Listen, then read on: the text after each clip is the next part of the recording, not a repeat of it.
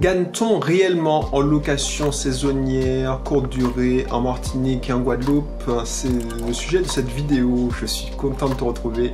C'est Audrey Cédric Belrose. Alors tu ne me connais pas encore, il y a déjà plus de 5 ans, le temps passe. Je vivais à Lyon en tant qu'informaticien. Comme il y a plus des millions sur Terre. Et chaque jour, je m'entraîne à mon entreprise, tranquille. Je faisais mes heures et je rentrais chez moi. Et mon seul stress, en plus des stress du boulot, c'est comment j'allais occuper mes week-ends. Donc, effectivement, ça paraît monotone, et ça a été au bout d'un moment. Et surtout, ce qui me frustrait, c'est que déjà, j'étais pas libre. Ensuite, je subissais la pression de petits chefs de différents services. Et puis, j'accomplissais le rêve d'un autre, alors que mes rêves étaient au point mort. Voilà pourquoi j'ai décidé de tout quitter et de devenir libre financièrement. Et je suis devenu libre financièrement grâce, à mes différents business, mais à l'époque, j'avais pas tous ces business. J'avais qu'un seul, Ubisoft Team, et puis surtout à mes investissements locatifs. Donc ça fait 10 ans que je fais du meublé, et ça fait 10 ans surtout que je fais de la location saisonnière. Voilà pourquoi j'ai fait cette vidéo, parce que j'ai le recul de 10 ans.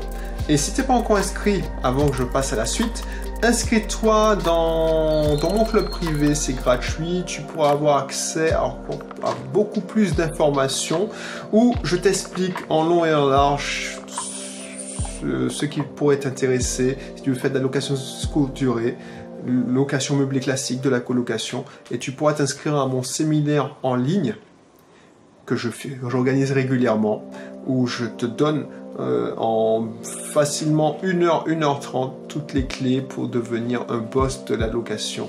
Voilà, je t'invite aussi à mes séminaires, parce que de temps en temps je fais des conférences, je fais des séminaires. Voilà. Donc pourquoi cette vidéo? Ouais, c'est parce que j'avais envie de te faire un petit retour de mon expérience et t'expliquer t'expliquer si on peut vivre de la location saisonnière en Martinique, en Guadeloupe, en Guyane, même à La Réunion. Alors,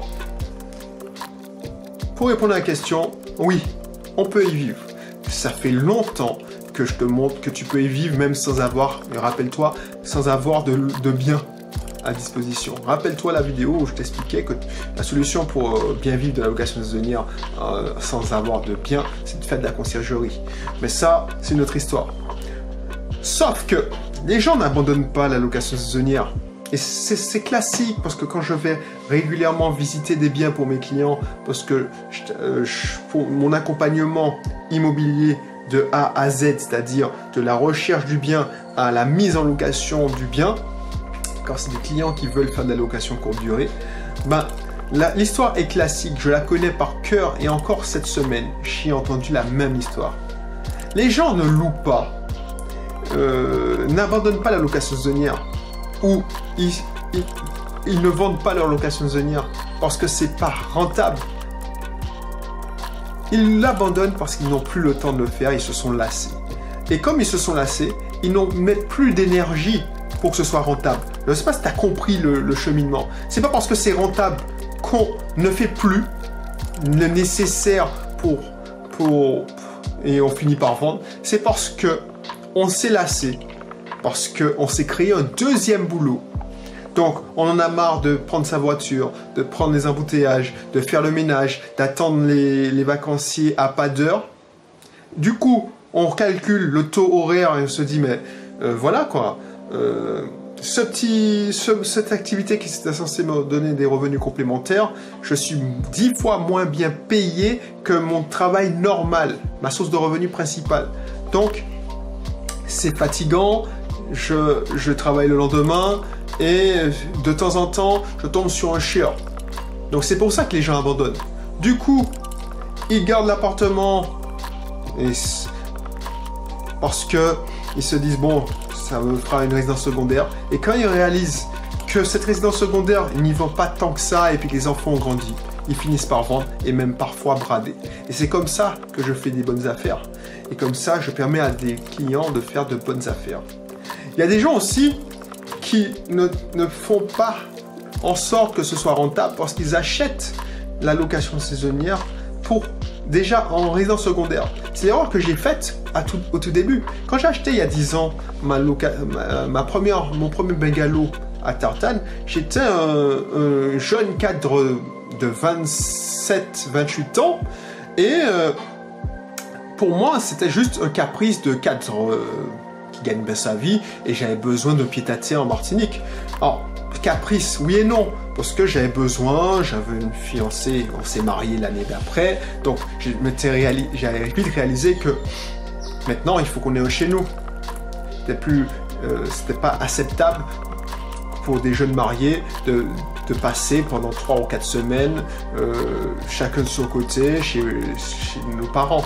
Donc oui, c'est bien de vivre chez nos parents, voilà, mais on avait besoin d'un pied-à-terre pour avoir notre intimité. C'est pour ça qu'on avait acheté cette résidence secondaire. Et pourquoi on l'a mis en location saisonnière? Tout simplement pour payer les charges. Et il y a bon nombre de personnes qui font ça pour ça. C'est pour ça que tu vas entendre ça et là que la location saisonnière en Martinique, en Guadeloupe, même, voilà, en Guyane, à La Réunion, c'est pas rentable. Parce que, il y a une forte proportion qui font comme moi. Un pied-à-terre, je mets en location saisonnière juste pour payer les charges de copropriété, la taxe foncière. Du coup, dès que j'ai rempli la saison, j'arrête parce que j'ai pas envie que les gens abîment mon bien. Ensuite, il y a des gens qui font de la location saisonnière en se créant un deuxième boulot et du coup, vu qu'ils réalisent tôt ou tard que leur deuxième boulot est moins bien payé, beaucoup moins bien payé que leur activité principale. Ils lâchent l'affaire, ils ne font pas le nécessaire pour remplir leur location parce qu'ils ont la douleur. L'inconscient est très fort, très puissant. Une fois que tu as pris, ton inconscient assimile ça comme une douleur, la douleur des embouteillages, la douleur du ménage, la douleur d'attendre des locataires parfois ingrats. Il fait en sorte de saboter ton activité et tu finis par vendre. Voilà pourquoi c'est pas rentable. Donc, je te rassure, avec mes méthodes, si tu suis mes méthodes et si tu fais de la location saisonnière en évitant de te créer un deuxième boulot, et pour en savoir plus, inscris-toi dans le club, tu auras des pistes, tu pourras durer longtemps. Si j'avais gardé cette mentalité, je fais une location, garder ma résidence secondaire pour payer les charges, je n'aurais pas fait ça. J'aurais même pas essayé de louer. J'aurais fait comme bon nombre. Je le garde, ça me fait une résidence secondaire. Cette année, j'ai fini de payer cette résidence secondaire d'ailleurs, donc je serai encore moins motivé. Et au bout d'un moment, quand les enfants montreront plus d'intérêt pour le bien, j'aurais fini par le brader, comme le couple que j'ai vu la semaine dernière. Voilà, donc maintenant que j'ai eu ce but, il y a 5 ans, de devenir libre financièrement, j'ai changé de mindset, d'état d'esprit, et ça m'a permis de créer un vrai business que j'ai pu automatiser, que j'ai pu déléguer toutes les tâches qui me rapportaient pas, et j'ai gardé les tâches les plus bankable. Du coup, c'est beaucoup plus facile et c'est beaucoup plus rentable. Voilà. Donc, si tu veux en savoir plus, n'hésite pas à t'inscrire dans mon club privé, et puis on se voit pour une prochaine vidéo. Allez, bye bye.